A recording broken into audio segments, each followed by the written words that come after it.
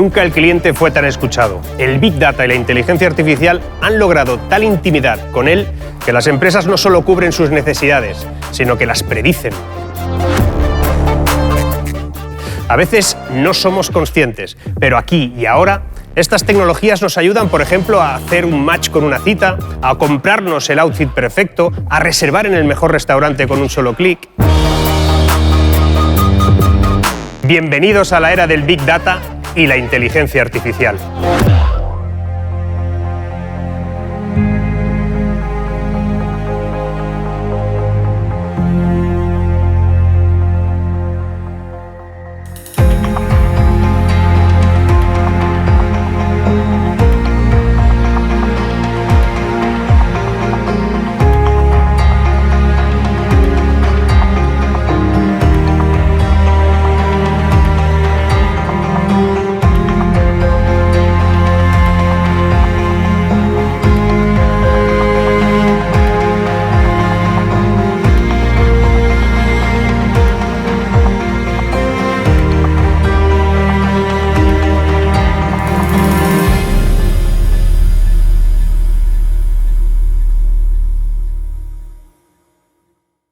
¿Me puedes definir qué es para ti la inteligencia artificial y el Big Data? La inteligencia artificial no es más que una forma nueva de desarrollar software para ordenadores. Normalmente la forma que teníamos los programadores de desarrollar una aplicación en un ordenador era dando las instrucciones una a una. Es decir, le llamamos el if, then, else, ¿no? Le tenías que decir exactamente qué tenía que hacer, ¿no? Y con la inteligencia artificial y técnicas como Machine Learning, lo que haces es no tener que darle las instrucciones, sino un montón de datos, Big Data. Y en base a esos datos, la máquina es capaz de aprender cuáles son las reglas por ella misma, ¿no? Y puede, digamos, hacer algoritmos que manualmente serían muy, muy complicados. Yo siempre he diferenciado entre lo que es Big Data e inteligencia artificial, ¿no? Big Data es un input, es al final, antes podíamos manejar los datos, si hacemos un símil, en un bote pequeñito, todos los datos que teníamos, ¿no? Y ahora los podríamos tener en este almacén grande o en una casa enorme poniendo el símil, ¿no? Eso lo ha permitido la tecnología, pero eso al final es meter datos en algún sitio y acumularlos, y la tecnología ha permitido que estén ahí. La inteligencia artificial lo que nos permite es buscar los patrones en esos datos, hacer predicciones incluso en tiempo real y poder sacar un output. Son un conjunto de tecnologías que permiten hacer cosas que hace muy poquitos años no podíamos, como son manejar cantidades ingentes, descomunales de datos en un tiempo casi real, manejar información desestructurada, como puede ser el lenguaje nuestro que estamos hablando, una imagen, vídeo, audio, y lo más importante, es una tecnología que aprende, que no se le programa. Un ser humano no le dice cómo tiene que hacer las cosas. Los datos es un poco el petróleo, ¿no? Es lo que dice todo el mundo, los datos es el petróleo, pero en el fondo lo importante no es tanto el dato como qué haces con el dato. Y la herramienta que tenemos a nuestro alcance para convertir ese dato en valor, que son decisiones y son acciones, es realmente la inteligencia artificial. Con lo cual la inteligencia artificial es la clave de todo y hoy en día es lo que está impregnando todo lo que hacemos, ¿no? ¿Tú crees que va a cambiar mucho el mundo de los negocios, de la empresa, de la vida en general, por culpa de la inteligencia artificial y de los datos? Yo creo que sí, yo no diría por culpa, diría gracias a... Vale. Hay diferentes versiones. Hay diferentes versiones. Personalmente que confío más en el gracias a... Vale. Me gusta mucho una frase de Andrew Ng, que fue el fundador de Google Brain, y él lo que dice es que la inteligencia artificial es como la nueva electricidad, y lo compara con la electricidad porque dice que va a impregnar todos los negocios, y de hecho eso está pasando ya. Entonces, ¿podríamos hablar que la inteligencia artificial es algo así como máquinas aprendiendo a aprender? Sí, en cierta manera sí. Sí, durante muchos años los desarrolladores de software lo que han hecho es enseñar a las máquinas a hacer tareas, ahora lo que estamos haciendo es enseñarlas a aprender. De forma natural, los datos, cuando se utilizan y se traducen, se convierten en información. Eso es. Y la información incluso en conocimiento, cuando tiene un sentido. Es. ¿Esto en el ámbito de la inteligencia artificial es parecido o cómo funciona? Es parecido, efectivamente, ¿no? Al final las máquinas trabajan de forma similar al humano. Nosotros tenemos un entorno del que percibimos datos, hay señales que excitan el cuerpo, ¿verdad? Y se procesan. Después de esa percepción o de recibir esos datos, lo que hacemos es razonar, poner la inteligencia en marcha y esa inteligencia es la que nos permite concluir en acciones, ¿no? En soluciones. Y las máquinas hacen exactamente lo mismo, ¿no? El dato se lo da el humano o lo perciben a través de sensores en el entorno, razonan en base a algoritmos que se han definido previamente y esa conclusión se traduce o bien en una acción concreta sobre el entorno o, ¿por qué no?, en compra tantas acciones en tal empresa, ¿no? Compra tal zapatilla. Exactamente. La gran revolución de esos algoritmos, si entramos más en detalle de esos algoritmos, de unos años para acá, son algoritmos donde se llaman de redes neuronales. ¿Qué son esos algoritmos que están ahora tan de moda? El deep learning. Efectivamente, son algoritmos que están basados, que no son una simulación del cerebro, pero que están basados en cómo funciona un cerebro, en base a neuronas que se conectan entre sí. Todo ser inteligente pues tiene un plus, ¿verdad? Nos gusta relacionarnos con personas inteligentes y a las personas inteligentes les gusta recrear esa inteligencia en las máquinas, ¿no? Esto es un poco el por qué hemos llegado a este punto. Lo que hacemos es emular la inteligencia con neuronas, ¿no? Tenemos una serie de neuronas conectadas entre sí y que aprenden de alguna manera a dar una solución adecuada cuando tenemos un determinado tipo de datos a la entrada de esa inteligencia, ¿no? Y lo que hacemos es ir entrenándola y ver hasta qué punto pues, es limitada o no en función de lo que queramos conseguir con ella, ¿no? Y se demuestra que cuantas más neuronas añadamos a esa ecuación, a esa capa, menos digital es la solución, menos 0 o 1, ¿no? Menos todo o nada, sino mucho más, si quieres, diversa, ¿no? Más grises. Exactamente. Y puedo retratar muchas más sensibilidades en esa solución final, ¿no? En apenas 48 horas somos capaces de generar la misma cantidad de datos que en los últimos 2000 años. Un volumen de información brutal que solo adquiere sentido gracias al Big Data. ¿Debemos entonces temer esta transformación o, al contrario, ver en ella un desafío lleno de posibilidades? Hi, baby. Hi. What do you see, baby? Sheep. Sheep. Very good, baby.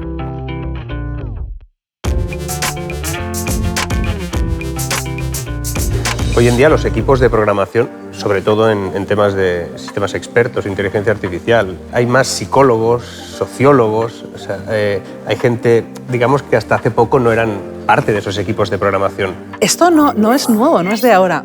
La primera vez que yo estudié sobre inteligencia artificial, cuando estudiaba la carrera, último año de carrera, 1996, que estudiábamos ciencia cognitiva, ya el profesor que impartía, que se dedicaba a la inteligencia artificial, era psicólogo y era de las personas que estaba desarrollando programas expertos, sobre todo en sanidad en España, de las primeras personas que lo hizo. Y tiene todo el sentido. Claro. Al final, quien conoce el cerebro humano, quien conoce la emoción, quien conoce la personalidad, quien conoce cómo se filtra la información, es el profesional de la psicología.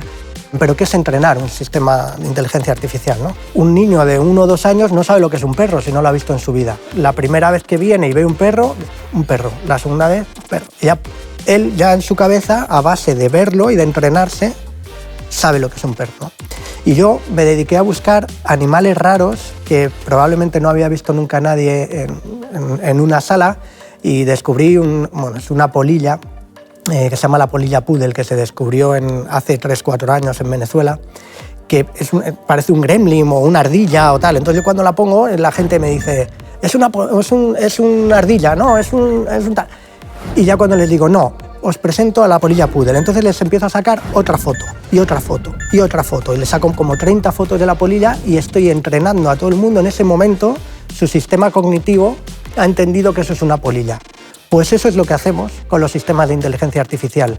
Lo que ocurre es que en vez de enseñarles 20 fotos, les metemos millones de fotos de la polilla poodle, de documentación que hay escrita sobre la polilla poodle, y ese sistema, a partir de ahí, con todos esos datos, empieza a sacar outputs. Es la diferencia entre la programación de toda la vida y el entrenamiento de los sistemas de inteligencia artificial. Pero ahí hay como un salto, ¿no? Está la inteligencia predictiva, que con un montón de datos puede ofrecerte una información final que se basa en esos datos, pero luego está el hecho de que los entrenemos de forma cognitiva, es decir, les demos solo las patas del perro, los morros del perro, o sea, partes de ese animal, para que sin haberlo visto completo, interpreten que es un perro. ¿Y eso sería cognitivo?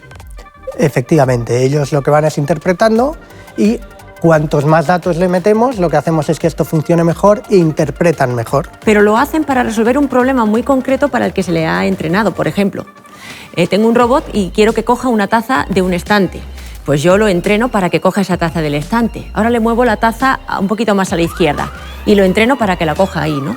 Pues ocurrirá que si hay algún momento en el que yo coloco esa taza 3 estantes más arriba, sin haberle enseñado a coger la taza ahí, la va a coger de ahí. Ha aprendido, ¿no? Sin embargo, ese robot lo que no va a hacer es abrir la puerta. Barrer. O barrer. Esa no. Porque nadie le ha enseñado a barrer.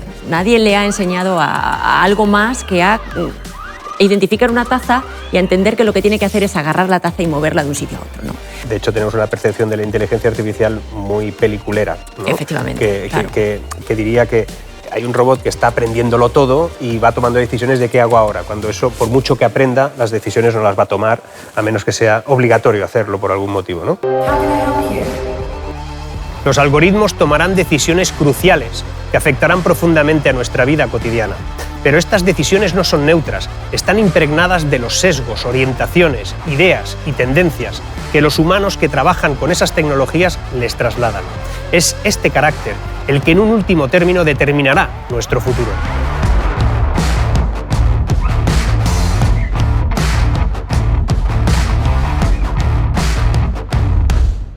¿Y por qué son tan importantes los datos, según tu criterio? Bueno, yo creo que siempre han sido importantes. Ahora vamos a ver por qué ahora creo que todavía más, ¿no? No podemos imaginar a un piloto de avión que va a pilotar y tiene un cuadro de mando donde ve los datos del combustible que tiene, de cómo está toda la maquinaria para poder trabajar, ¿no? O en una empresa de ventas, cualquiera de las que podemos conocer, saber cuáles han sido sus ventas del día anterior, del mes anterior, el número de recursos que tiene, etcétera, etcétera. Si esto lo aplicamos al resto de ámbitos de la sociedad, y yo se lo digo siempre desde IBM a mis clientes, tenemos que cambiar nuestro mundo, hay que cambiar el mundo gracias a esos datos, y por eso yo creo que estamos en un momento absolutamente crucial ahora mismo. El Big Data va a transformar, como transformó la imprenta, como transformó el automóvil, como obviamente va a transformar, pero por favor, sentido. Cuando aparece la novedad, todo el mundo quiere saber, quiere predecir, pero la novedad precisamente es nueva y pide formas de pensar distintas, ¿no? Nos vemos obligados nosotros como usuarios de toda esa tecnología de la información que cambia hasta cierto punto lo que son nuestras vidas, a cambiar la pauta con la que nos relacionamos en nuestra sociedad, y eso nos lleva al mundo que estamos viviendo hoy, donde todas las cosas suceden, pues como dicen los americanos, en un blink, en un abrir y cerrar de ojos. Los seres humanos ofrecemos un montón de datos que las inteligencias artificiales recogen y la convierten en información. Pero claro, nosotros tenemos un problema, y es que mucha de esa información que vamos a aportar tiene un sesgo. Esto, la inteligencia artificial, ¿cómo lo gestiona? Pues es difícil. La inteligencia artificial no lo gestiona, solo tiene que gestionar el humano, que es el que alimenta la inteligencia artificial de los datos, ¿no? Porque si alimentamos a la inteligencia con datos sesgados o con datos erróneos, las soluciones que nos propongan esas inteligencias van a ser totalmente también erróneas, ¿no? Sesgadas. Y ese es para mí, el gran caballo de batalla al que tenemos que torear un poquito. Y tiene que ver muchísimo seguramente con la experiencia de cliente, el cómo el usuario interpreta muchas de esas interacciones con la inteligencia artificial o con los datos de una empresa. El sesgo ahí tiene una reacción en cadena que afecta perfectamente a cómo interpretamos luego los productos o servicios que nos venden. Completamente. El sesgo es uno de los problemas que tenemos que hacer frente con la inteligencia artificial, que tenemos que solucionar como industria. ¿Por qué? Porque al final la inteligencia artificial está aprendiendo de los datos que le estás ofreciendo. Si esos datos están sesgados, que puede ser un sesgo que exista ya en la sociedad, lo que puedes hacer es perpetuar ese sesgo en la sociedad. Pero tampoco nos podemos olvidar de la transparencia, que como consumidor yo también tengo derecho a saber por qué un algoritmo está haciendo una recomendación sobre mis datos, ¿no? Sobre todo si el algoritmo me va a impactar de una manera importante en mi vida, otorgar un crédito, ¿no? Y es que me puede cambiar la vida. Tendré derecho a saber por qué se ha tomado esa decisión. Tal vez la revisión de esos datos, teniendo en cuenta que pueden estar sesgados, es la clave. Es decir, cómo conseguimos eliminar ese sesgo es a partir de la revisión de los datos que damos. Siempre hay que revisar el dato y siempre hay que asegurarnos de que incluya todos los factores posibles. Existe un programa en Estados Unidos que lo utiliza la justicia americana, que se llama Compass, y es una inteligencia artificial que decide qué, digamos, porcentaje de reincidencia pueden tener determinados presos, ¿no? Tú imagínate lo que supone realimentar o entrenar, mejor dicho, esa inteligencia artificial solo o generalmente y en su mayoría con datos que nos dicen que, por ejemplo, una persona de color del Bronx pues reincide continuamente, ¿no? Entonces, a lo mejor resulta que esta persona de color del Bronx, a la que la inteligencia artificial está analizando, pues es tan probable o más o menos que una persona blanca, ¿no? de otra área metropolitana, ¿no? Y sin embargo pues tiene todas las papeletas de quedarse en la cárcel, ¿no? Por eso siempre tiene que haber la intervención humana detrás de estas soluciones tan, digamos, sensibles, ¿no? Existen casos, ¿no?, creo, de sesgo en ese uso de chatbots que acaban pareciéndose demasiado a nosotros, ¿no? Sí, sí. Por eso aparece lo que se llama un poco el aprendizaje supervisado o el aprendizaje no supervisado. En nuestro caso, todo chatbot o inteligencia que entrenamos la hacemos entrenada, digamos, en laboratorio. Y ese entrenamiento con su cotidianía es supervisado. Le dejamos ver qué aprende y qué no aprende. Si esos chatbots y su aprendizaje lo dejásemos abierto a Internet, por ejemplo, efectivamente, esos chatbots serán lo más parecidos a las personas con las que interactúan. De hecho, ha ocurrido chatbots que se han puesto en abierto para aprender y han terminado siendo racistas o terminando siendo de una tendencia u otra. Había un perfil en Twitter, me parece, que era así, ¿no? Que acababa interactuando con sus seguidores o con quien hacía replis de sus opiniones y acabó siendo un personaje funesto. Sí, sí, sí, supremacista. Supremacista, de correcto, sí. Fue retirado, obviamente. Y sesgo y lenguaje, ahí hay un campo brutal de análisis, ¿no? Es clave, ¿no?, el hecho del uso o de eliminación de sesgo también en el ámbito del lenguaje. Completamente. El idioma puede ser un sesgo también de inteligencia artificial, ¿no? Y no podemos permitir que haya idiomas de primer nivel e idiomas de segundo nivel, ¿no? Tenemos que hacer que el español esté ahí y sea el lenguaje principal también de inteligencia artificial, ¿no? Muchísimo esfuerzo se está haciendo en ese área. En particular, por ejemplo, en cuestión del español, pues en Microsoft, por ejemplo, trabajamos mucho con la RAE, un proyecto, se llama Proyecto Leia, donde trabajamos juntos para conseguir que el español sea lenguaje de primer nivel en inteligencia artificial, ¿no? Y crear nuevas aproximaciones, por ejemplo, creando modelos que llamamos modelos universales, modelos de inteligencia artificial universales, que son independientes del idioma. Es decir, que pueden hacer el mismo razonamiento en el concepto de la idea y que luego solo tengas que traducir de una manera mucho más fidedigna, ¿no?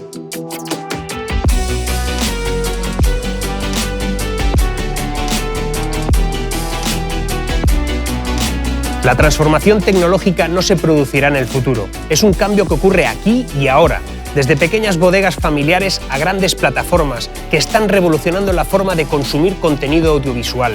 Todas ya están utilizando estas tecnologías. Las empresas del futuro ya están aquí.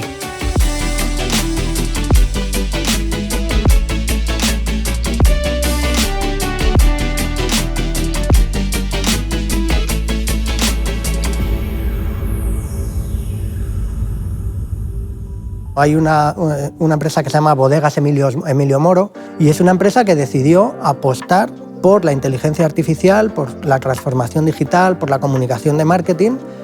Nos llamó, empezamos a trabajar y hemos hecho un sistema con ellos donde, gracias también a incorporar todo esto de los datos de Weather Company, hacer modelos predictivos, analizar cómo es el tipo de tierra, de cultivo, estamos viendo qué parcelas funcionan mejor que otras para producir vino y ver cómo lo podemos implementar trabajando con los enólogos y demás. Los resultados que están obteniendo son absolutamente impresionantes. Yo siempre digo que esta compañía es una de las empresas más innovadoras que hay en este país y lo está demostrando. Y al final no solo depende de que tengas un buen producto o que históricamente hayas hecho las cosas bien, o te adaptas y empiezas a utilizar este sistema, este tipo de soluciones, o creo que te puedes quedar atrás ahora mismo en el mercado.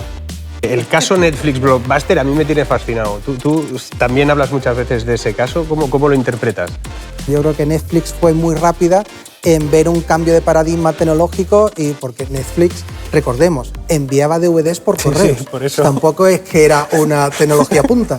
Y sin embargo fue capaz de verlo, ¿no? Y si lo comparas con muchísimas empresas, de nuevo es esa combinación de darte cuenta que también es una empresa tecnológica y el tener una cultura en tu empresa que lo promueva. Casi la esencia de la transformación digital, ¿no? Dices, si no hay un cambio cultural, en la compañía, por mucha tecnología que le pongas, al final no surte efecto, ¿no? La historia de Netflix. No sé cómo acabará Netflix, pero sí sabemos cómo empezó y sabemos cómo acabó su predecesor, ¿no? Yo entonces vivía en Estados Unidos, trabajé allí muchos años también en el mundo del entretenimiento, y cuando yo vivía allí, Blockbuster se comía el mundo. O sea, Blockbuster era... Cuota de mercado absoluta. Sí, o sea, cines, ir cerrando, porque es que la gente sale de cenar y se va a un Blockbuster y se pasa el tiempo en las estanterías del Blockbuster. Se comían el mundo. ¿En qué pueblo de Estados Unidos no había un Blockbuster? Hoy en Estados Unidos hay un Blockbuster en un pueblo, como recuerdo, ¿no? El cambio hacia un entorno de contenidos online es que lo tienes que vivir. Y el problema en muchos casos es que cuando tienes negocios muy buenos, que te están dando mucho dinero, que no parece que tengan absolutamente ninguna amenaza, de repente vas y cambia todo. Pero hubo un momento en que Netflix dio un salto tecnológico, que fue cuando quiso identificar qué querían las personas que veían, pues, por ejemplo, una serie, ¿no? Y esto pasó con House of Cards. E incluso modificaron aspectos de guión notables, como eliminar a un protagonista o a un actor determinado porque no daba juego, ¿no? Es determinante los datos, incluso la inteligencia artificial que utiliza esos datos para generar un producto cuya experiencia de cliente sea notable. Sí, completamente. Y de hecho con la inteligencia artificial lo que puedes hacer es complicarlo aún más. Es decir, puedes tener en cuenta muchísimas más señales del cliente para identificar tendencias, gustos, para personalizar para cada cliente esa experiencia, un potencial brutal, ¿no? Los fundadores de Netflix, en un momento determinado, fueron a ver al dueño de Blockbuster para decir, mira, te vendemos nuestra compañía, se llama Netflix, somos unos muertos de hambre, pues estamos aquí probando con nuestros sobrecicos y las direcciones y tal, $50 millones y es tuyo. Y se le rieron. Blockbuster, por favor, ¿no? Fíjate, con $50 millones comprar Netflix lo que hubiera sido ahora, ¿no? En todo caso, tuvieron la oportunidad y la desecharon porque creyeron que su negocio respondía bien, en principio, a lo que querían sus clientes. Pero tal vez no analizaron bien esa experiencia de cliente que buscaban.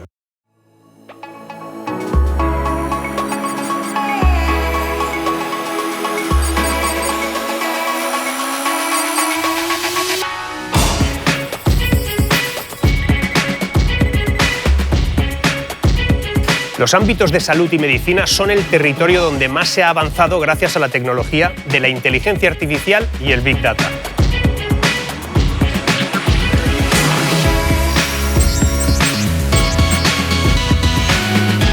Los diagnósticos son más rápidos y los tratamientos más precisos. Todo eso gracias al tándem hombre y tecnología.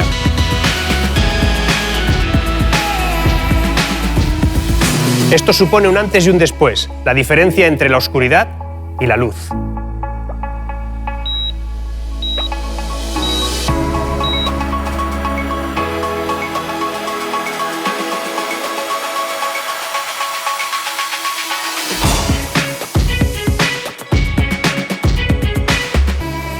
En el tema salud, ¿no? Estamos comentando, la inteligencia artificial y los datos, ¿qué papel juegan o cómo pueden mejorar, al fin y al cabo, la salud de las personas? Pues mira, yo lo planteo normalmente en 3 ámbitos distintos. La primera tiene mucho que ver en aumentar las capacidades del profesional médico. Es decir, ese médico, por ejemplo, que tenga un sistema de inteligencia artificial que le ayude. Hay un ejemplo muy típico de un sistema que desarrollamos nosotros donde el médico está hablando con el paciente y el sistema es capaz de tomar notas e incluso de recomendar al médico, oye, pues mira, en base a esas preguntas que has hecho y las respuestas, haz estas preguntas adicionales, ¿no? Como una guía, ¿no? De tal manera que el médico, en vez de tomar notas, meter datos, pues se puede centrar en lo más importante, que es hablar con el paciente, ¿no? Ese es un ámbito apasionante. Es común hablar ahora de datos e inteligencia artificial en la sociedad. Yo justo cuando venía hoy para acá en la radio venía escuchando a una persona de un hospital que la estaban preguntando y decía, tenemos un modelo predictivo, ¿no?, que nos dice qué camas van a estar libres o no en estos días. Que alguien en la radio esté diciendo, tenemos un modelo predictivo, ¿no?, de alguien de sanidad, pues te llama la atención de cómo está en la sociedad ahora mismo el mundo de los datos. A día de hoy en España podrán generarse pues, más de 400 millones de actos médicos al año. Si además de esta información tuviésemos almacenado el código genético de todos nosotros, podríamos descubrir infinidad de cosas que a día de hoy la medicina es incapaz de hacer.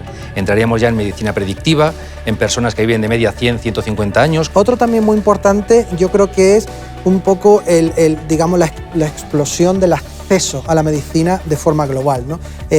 Somos unos privilegiados, pero muchísimos países no lo son tanto y no tienen los expertos que tenemos en países como España.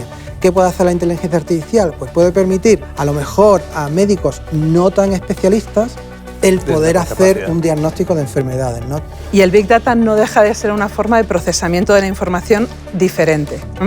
A nosotros lo que nos está ocurriendo ahora es que tenemos muchísima información al alcance y, sin embargo, estamos dejando de ser expertos en filtrar adecuadamente la información. Existen dispositivos, wearables, como este. Esto es un electrocardiograma. Un electrocardiograma. Esto te hace un electrocardiograma de 2 derivaciones que dicen los expertos. Lo puedes llevar ahí puesto. Sí, lo puedes hacer así. Existen otros que te puedes llevar aquí puesto y en tiempo real te está continuamente haciendo un electrocardiograma. Qué maravilla. Esto es un termómetro, te lo pegas con una pegatinita y en tiempo real podemos saber tu temperatura.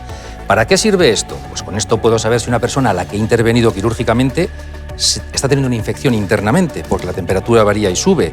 Con esto, obviamente, puedo ver cómo está la salud cardíaca de una persona. Ahora ya... ¿Qué es lo que viene? ¿Qué es lo que viene? Aparece otra tecnología que se llama pletismografía facial, que ya existía en la medicina, pero ahora ya llega a los móviles. Hay varias empresas que son capaces ya de tener inteligencias artificiales entrenadas que con solo mirar a la cámara del móvil es capaz de detectarte ya hoy, y ya lo usamos, por ejemplo, tu tensión arterial, que hasta ahora, pues, solamente mirando tu cara, o tu ritmo cardíaco. Y se está trabajando ya, yo creo, podríamos decir que el año que viene aparecerá también tecnología capaz de, mirando a la cámara, conocer tu azúcar en sangre, tu colesterol y otra serie de elementos. ¿Lo puedo probar? ¿Quieres probarlo? Claro, claro. Simplemente mira a la cámara. Solo tengo que mirar. Nada más. Tengo que mantener esto en mi cara dentro del círculo, ¿eh? Correcto. Lleva unos segundos. A ver qué sale. Miedo a la verdad. Miedo a que me diga que tengo algo malo. Pero vamos, yo me siento bien. Esperando resultado final. Veredicto. La verdad es que la presión arterial la tengo bien, el riesgo de infarto está muy bajo, tal vez el índice de masa corporal. Pero bueno, nivel de estrés, esto sí que es verdad, no tengo. Me alegro que estés así de bien. Oye, muchas gracias. A ti. Esto al final es que tu cara es el espejo del alma, pero total, porque te dice... O sea, a mí me sorprende que solamente con tu cara puedas saber tantas cosas. Para detectar determinadas cardiopatías, ¿qué hacemos? El médico hace unas pruebas médicas, mide unas señales determinadas, fisiológicas tuyas, y si cumplen unos ciertos baremos, pues se determina que tienes una cierta cardiopatía. ¿Qué sucede? Que ese patrón se ha definido en base a medidas tomadas de un cuerpo humano masculino. Se detectan muchas más cardiopatías en hombres que en mujeres, pero muchas más mujeres fallecen por cardiopatías que hombres. Esto te da una idea de lo sensible que es la solución cuando el dato de origen es erróneo, ¿no? Por todo esto hay que tratar muy bien el dato, ¿no? Yo creo que el dato debe caracterizar perfectamente bien la información y cuantos más parámetros añadamos en el dato, mejor conseguiremos que esa solución realmente sea menos sesgada, ¿no? Y te aplique a todos los seres humanos. Y el tercero yo creo que es el más, parece un poco ciencia ficción, pero ya estamos viendo casos, ¿no? Que es también ese aumento de las capacidades, pero para la identificación de curas, para la identificación de nuevos fármacos, ¿no? Para el descubrimiento de nuevos tratamientos. Brutal lo que puede hacer ahí la inteligencia artificial. La inteligencia artificial hoy en día es capaz de encontrar mucho más rápido que el tiempo que le lleva a un radiólogo pequeños elementos en las radiologías, en las radiografías, en tomosíntesis, etc. Una inteligencia artificial puede muy rápidamente decirle al radiólogo, cuidado, creo que aquí hay algo, y al radiólogo observa si es o no es. Una inteligencia artificial no está colegiada, no puede emitir un diagnóstico, el médico sigue siendo necesario, pero la rapidez y la fiabilidad en lo que un médico puede hacer se puede ver muy incrementado.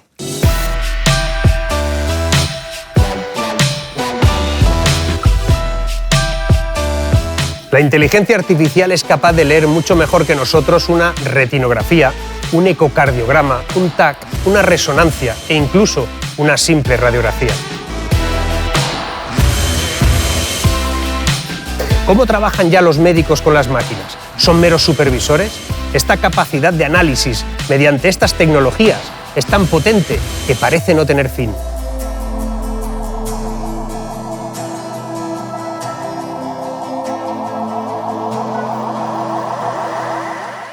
Desde el momento cero en que empezamos a concebir un diseño preliminar del robot, creo que debemos tener en cuenta al usuario final, ¿no?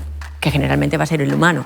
Porque si no es así, posiblemente el robot no funcione. Nosotros, por ejemplo, en el laboratorio hemos desarrollado robots asistenciales para personas pues, que tienen problemas serios de movilidad. A lo mejor solo pueden mover la cabeza, ¿no? Y claro, pues cuando tú, que estás sana, pruebas esos robots, pues te parece que todo funciona muy bien, ¿no? Que no son tan riesgosos, tan inseguros, ¿no? Que todo está bajo control. Y sin embargo, cuando llegas al hospital y los pruebas, te das cuenta de que estas personas tienen pánico porque se les acerca muchísimo el robot y no tienen la capacidad de reaccionar. Entonces ahí es cuando te das cuenta de que el robot ha fallado, el diseño ha fallado, porque no hemos tenido en cuenta a esos usuarios en la fase inicial, ¿no? Bueno, pues hay que volver a recomenzar de alguna manera y volver a implementar nuevas tecnologías que suplan esos fallos. El ser humano tiene que estar ahí exactamente. como adjetivo de todo, ¿no? Al final es la tecnología, al fin y al cabo, es el cómo hacemos las cosas y el ser humano sigue siendo el porqué de esas cosas que hacemos. Así es. ¿No es así? Eso es. Hay un número que a mí me alucina, que es comparar los años 50, en 1950, si ves un poco la evolución del conocimiento médico, pues la estimación es que ese conocimiento se duplicaba cada 50 años. ¿Qué significa eso? Haces la carrera en 1950 y luego, durante el resto de tu carrera, pues solo tienes que aprender el doble. Oye, me parece razonable, ¿no? El último número, la estimación del tiempo en duplicarse el conocimiento médico a día de hoy es de 73 días. Sí, o sea, 2 meses. Tienes que hacer la carrera cada 2 meses. Tienes que hacer una carrera cada 2 meses. Es de locos, es imposible, ¿no? A ver, el médico es una persona que ha estudiado mucho, tiene mucha experiencia, pero es imposible que en su cerebro humano sea capaz de almacenar toda la información que la ciencia médica genera. Entonces es muy importante empezar a dotarle de una tecnología, de unas herramientas que le permitan tomar las mejores decisiones en cada momento. Ya existe una especie de, vamos a llamarlos symptom checkers, chequeadores de síntomas, que ayudan a los médicos en su toma de decisiones. El más famoso es IBM Watson, pero hay muchísimos otros. Es cuestión de dar estas herramientas a los médicos para que cada vez sean más precisos en su diagnóstico. Cuando hablamos de inteligencia artificial, inteligencia cognitiva e IBM, todo en el mismo paquete, estamos hablando de Watson. ¿Quién es Watson? ¿Qué es Watson? Bueno, es muy buena pregunta. IBM fue pionera con Watson de lo que son los sistemas de inteligencia artificial con sus diferentes sabores o facetas, ¿no? Fíjate que en IBM llevamos durante 20 años consecutivos teniendo el mayor número de patentes a nivel mundial y más de un tercio de ellas son en inteligencia artificial. Empezamos con un programa de televisión, Jeopardy, pero con nuestro ánimo de verdad que siempre queremos desde IBM de cambiar el mundo con la tecnología, realmente la primera exposición fue Watson Oncology. Al final se trata de mejorar los tratamientos o ayudar con los tratamientos. Empezamos con el cáncer de colon y después con el cáncer de mama. Básicamente es empezar a meter datos de todos los distintos pacientes que ha habido, todos los historiales que tenemos, qué tratamiento se les ha hecho, documentación científica, etcétera, etcétera, que le va a ayudar al médico al final a tener un historial absolutamente enorme con búsqueda de patrones entre los distintos tratamientos que ha habido a lo largo de la historia para intentar mejorar el tratamiento actual. Un ejemplo muy típico es un modelo también que desarrollamos para un hospital. Y este modelo trataba de ayudar al médico, cuando llegaba alguien a urgencias, en darle una indicación de qué probabilidades tendría de tener una enfermedad respiratoria, algún problema respiratorio. Y oye, los médicos empezaron a usarla y se dieron cuenta que personas muy mayores y con asma salía sin problema, no va a tener ningún problema respiratorio, ¿no? Con lo cual el propio médico dijo, oye, hay algo mal con este modelo, ¿no? ¿Y sabes dónde estaba el problema? El problema estaba en que esos pacientes, cuando van a un hospital, lo primero que hace el médico es darle prioridad. Con lo cual, al final tienen menos problemas respiratorios. Claro. Pero la máquina aprendió de los datos y dijo, vale, pues con asma mayor no va a tener problemas, ¿no? Ese es un ejemplo perfecto de cómo siempre vas a necesitar el razonamiento de un experto, en este caso un médico, trabajando mano a mano con la máquina. Cambia el paradigma también de lo que hasta ahora era llamar al doctor porque me encuentro mal, pasamos a que el doctor te llama para decirte que te vas a encontrar mal. Mucho. Estamos hablando ya de medicina predictiva, no solo preventiva, que está muy bien. La preventiva es estadística, deporte, come sano y estadísticamente enfermedades menos, previenes. La predictiva es yo poder decirte, en un año serás diabético, acaba de aparecerte un sarcoma en el muslo. ¿De acuerdo? Ese tipo de medicina, sin duda alguna, es hacia la que nos encaminamos gracias a esta tecnología, porque podré saber, por tu código genético, por cómo evolucionan tus bioindicadores, que soy capaz de medir con otras tecnologías, por cómo evoluciona tu epigenética, tu proteómica, etcétera, hacia dónde te diriges y con eso poder actuar antes de que un problema o enfermedad se presente. Hay un proyecto de Big Data maravilloso que dirige el doctor Guillermo Ayuso de Sevilla, o sea que podemos estar muy orgullosos, que lo que hace es predecir la discapacidad que va a tener la persona. ¿De acuerdo? Hay un proyecto enorme, muy grande, para poder predecir los niveles de discapacidad.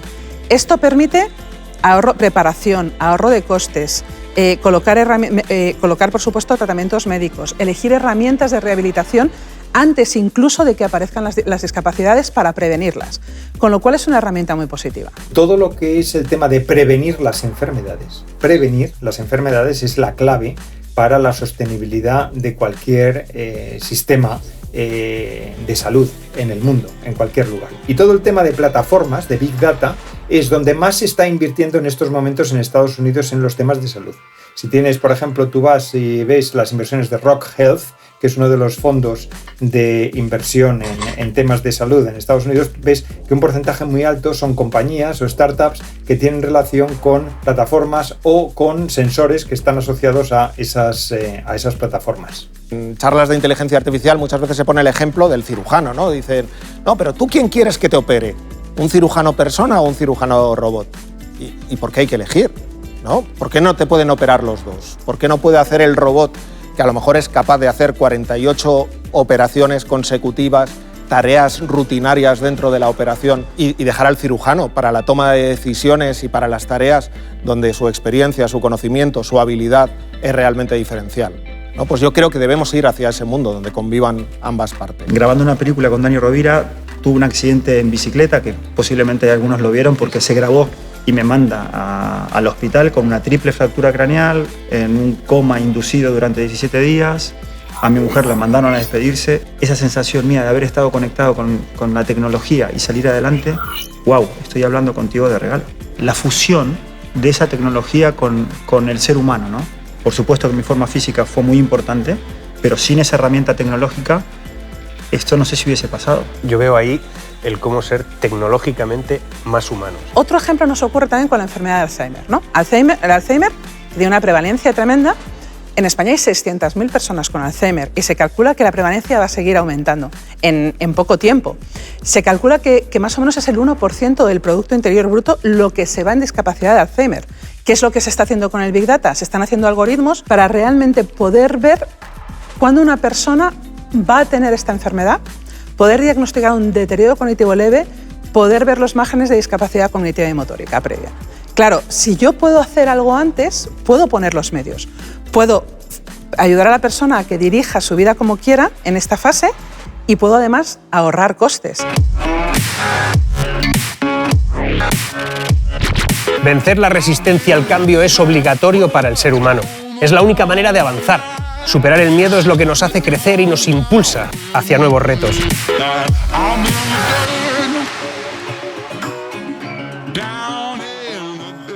Ese miedo a perder el trabajo por la tecnología, también, ¿cómo se gestiona? Porque de momento nadie puede demostrarte que no te va a pasar.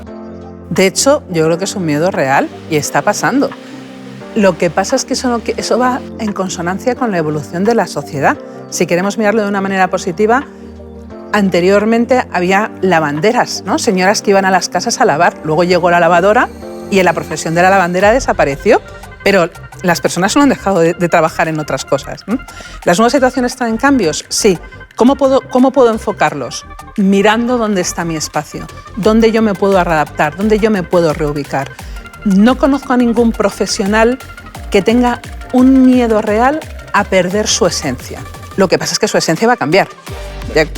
Ese es el cambio que nos espera. En el caso de los cajeros automáticos en los bancos, ¿verdad? El muchísimo miedo en la profesión de que fuera a desaparecer. Y es cierto que la profesión como tal puede llegar a desaparecer, porque cambia tanto que estamos hablando de otra profesión. En el caso de los empleados de banca, ahora se centran mucho más en la atención al cliente, en la actividad comercial y no tanto pues, en la parte más operacional, ¿no? Pues lo mismo con la inteligencia artificial viviremos también, ¿no? Total, un cajero es un robot. Técnicamente es un robot, o por lo menos así es como se entendía. Lo que pasa es que nunca hemos visto películas sobre cajeros automáticos asesinos y por eso pues, no los tenemos en No que recuerde, pero alguna habrá. Alguna habrá. No se trata solamente de hacer lo mismo de una forma diferente, sino se trata probablemente de hacer cosas diferentes. En líneas de transmisión, lo que utilizamos es drones para hacer la inspección y después las pasamos por modelos de computer vision que identifican desperfectos, ¿no? La ventaja que tiene eso es que es más eficiente, pero sobre todo la principal ventaja es que reduces el riesgo a cero. Acabas de hablar de un hecho y es que antes unas personas hacían una serie de tareas que ahora ya no las hacen, que antes eran arriesgadas, pero las hacían unas personas. Esa transición laboral, ¿cómo la estáis llevando? Debido a que las inspecciones las puedes hacer más recurrentemente, necesitas más trabajo de planificación de esas inspecciones, que lo hacen personas, las validan personas y demás. Esas personas también pueden participar en los procesos de enseñar a la inteligencia artificial a detectar los defectos. Esas personas, por su experiencia, pueden validar los resultados que dé la inteligencia artificial y además esas personas, incluso algunas que les apetezca y les interese, pueden incluso convertirse en pilotos de drones, con lo cual al final hay una transformación donde está claro que hay disciplinas que desaparecen, otras que aparecen y en ese modelo nos estamos moviendo todos y nos tendremos que adaptar. Yo entiendo que esto genera incertidumbre. Siempre ha ocurrido cuando llega una gran transformación en la humanidad, pero yo, de verdad, honestamente, soy padre de 3 niñas pequeñas. Yo quiero lo mejor, obviamente, para ellas, para mis nietos, etcétera. Y yo, honestamente, pienso que el futuro que nos llega es mucho mejor que el que tenemos ahora y que el que hay en el pasado, porque creo que lograremos cosas para la humanidad que hasta ahora eran impensables, cosas buenas. Desconozco el motivo por el cual al debatir de estas cosas solo nos ponemos en lo negativo. Pero sin duda alguna, la democratización de la tecnología que permitirá una sociedad mundial mucho más justa y mucho más cómoda será sin duda el escenario que dibujamos.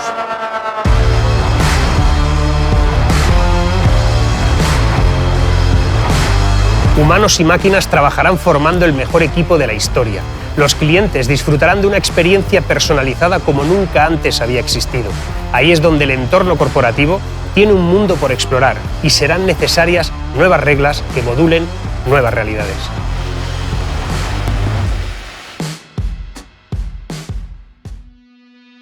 Bueno, es la ciencia cuántica, ¿no? Dice que si eso no lo ves, no está. No está. Solo está cuando lo ves. No hay estética sin mirada, no hay estética sin un sujeto. Y la estética, perdona, la estética y la ética, ya lo sabían los griegos, están perfectamente unidas.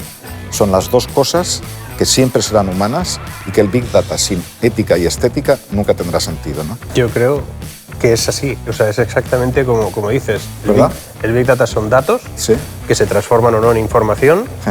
Pero que para que sea conocimiento humano o que nos sirva, tiene que tener un sentido. Mira, la inteligencia artificial nos está ayudando mucho a conocernos a nosotros mismos. Cada momento de la historia nos pone a los seres humanos a veces delante del espejo, ¿no? Para ver si incluso para preguntarnos quiénes somos, de dónde venimos. Yo creo que es posible que la inteligencia artificial nos esté poniendo un espejo para que nos hagamos las mismas preguntas, pero esta vez como más sofisticado, ¿no? Como más moderno. Fíjate que para crear un modelo de inteligencia artificial que se parezca al ser humano, lo primero que hay que hacer es conocer al ser humano.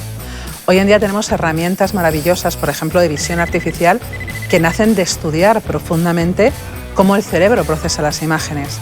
Herramientas, por ejemplo, para trabajar con niños con autismo, para expresar y conocer y manejar las emociones, que nacen del conocimiento del funcionamiento emocional. Y así un largo etcétera. En ese sentido, claramente nos está ayudando a conocernos, a plantearnos de dónde venimos y a dónde vamos. De dónde venimos no lo sé, pero a dónde vamos sin ninguna duda. Creo que el mundo que van a vivir nuestros hijos y nuestros nietos va a ser muy diferente al que nosotros hemos conocido.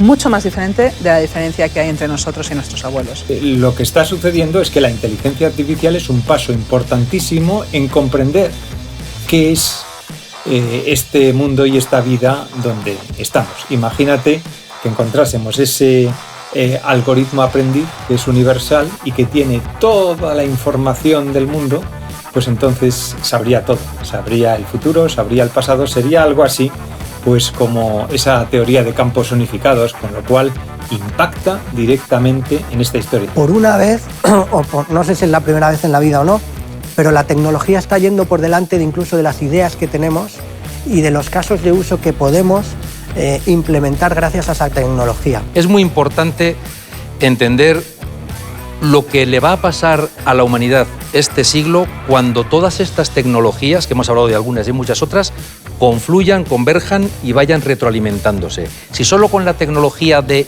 movilidad o Internet y la tecnología del microchip hemos conseguido en 20 años lo que hemos conseguido, imaginemos lo que vamos a hacer en los próximos 20 con todas estas tecnologías que están apareciendo. Yo es que tengo la teoría de que el siglo XXI tardó 20 años en llegar y que nos avisó pues hace un tiempo con un manotazo diciéndonos, oye, que estamos en el siglo XXI, despertad ya, y esto es innovación, esto es incertidumbre, esto es estar en alerta, eso es un beta constante, ¿no? Y yo tengo la sensación de todo eso. Cada vez que hay una transformación tecnológica como la que estamos viviendo, es una oportunidad para que cambie el panorama geopolítico en el mundo, ¿no? Y lo hemos vivido antes. Si es que, de hecho, en España todavía lo estamos sufriendo un poquito, ¿no?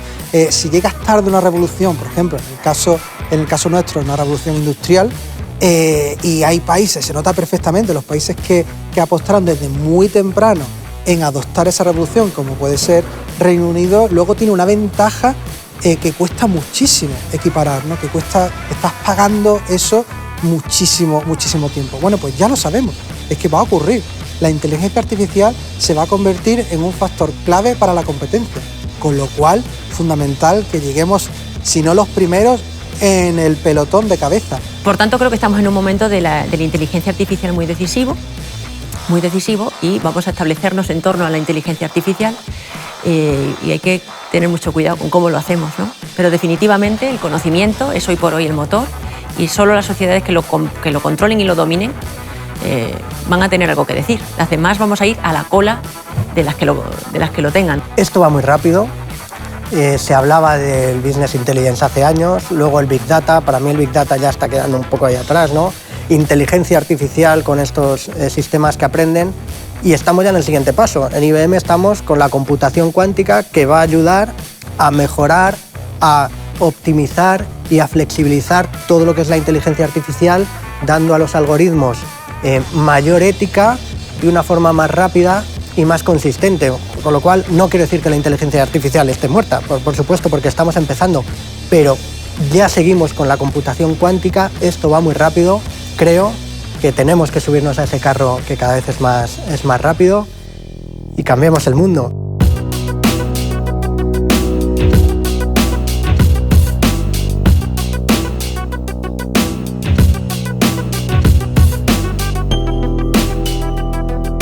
Cualquier transformación tecnológica de la humanidad trae nuevos desafíos. Para afrontarlos, el Big Data y la inteligencia artificial tienen que formar parte de la cultura de la empresa, de su ADN.